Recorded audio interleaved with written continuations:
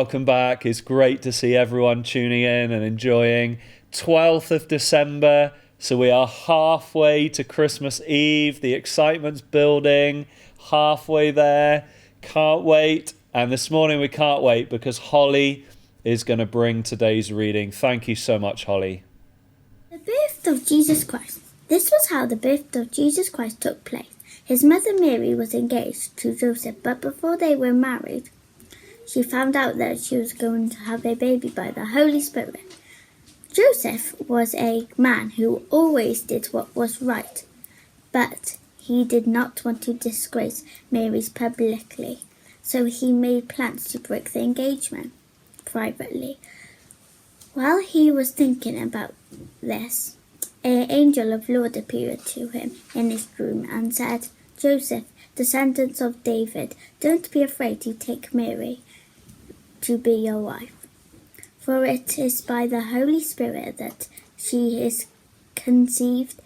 She will have a son, and you'll name him Jesus, because he will save people alive from their sins." Holly, thank you again for reading so clearly to us. And we're going to look at those verses for a few minutes together. We thought recently, didn't we, of Mary, thinking, put yourself in her shoes. Well, what about Joseph? In this reading today, Joseph, can you imagine? He's about to marry the love of his life. He loves Mary. And he's a righteous man, which means he was a Christian. He trusted in Jesus. He followed God. He was full of the Holy Spirit. He did what was right. He was counted as right in God's eyes. And imagine that. You're planning the wedding, planning the feast, looking forward to being married, and all of a sudden you discover your fiancé is having a baby, but it's not yours.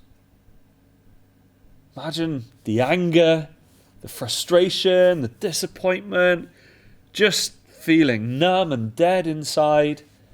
But because Joseph was a righteous man, he wasn't out to get Mary.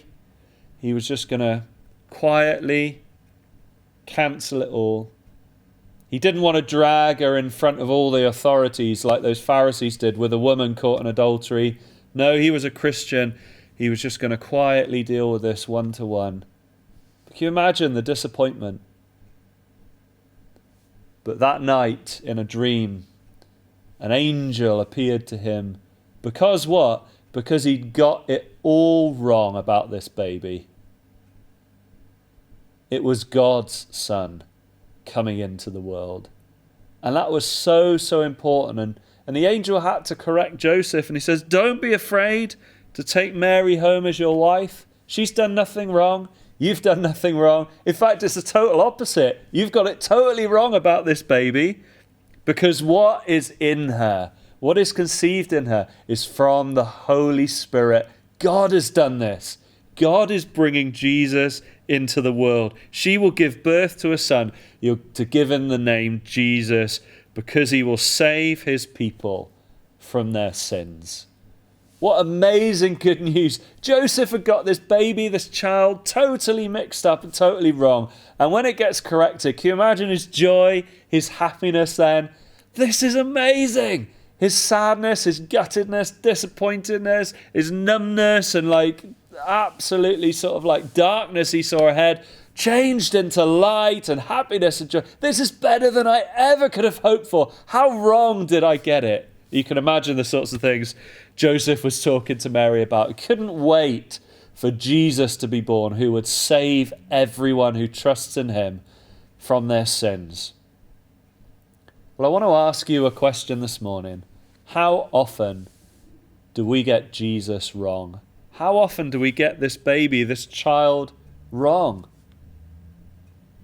If you're not a Christian, maybe you thought about Jesus, he wasn't even real, or just don't talk to me about him. There's no God. And if there was, why is there so much suffering? All these different reasons.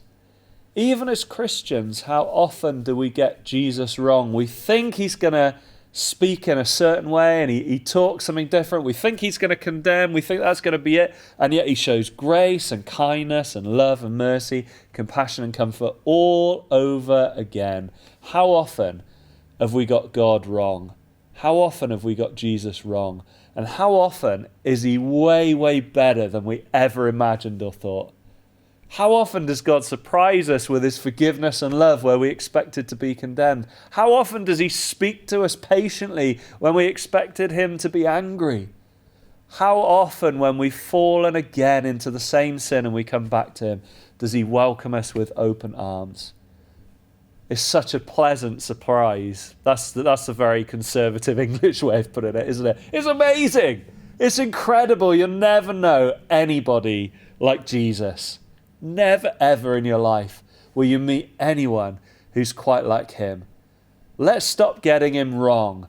Let's see who he really is. He has come to save and carry and help and bring life and an end to all sin and wrong and evil and darkness forever. He is committed to you. Don't get him wrong this Christmas. He's not come here to spoil your fun.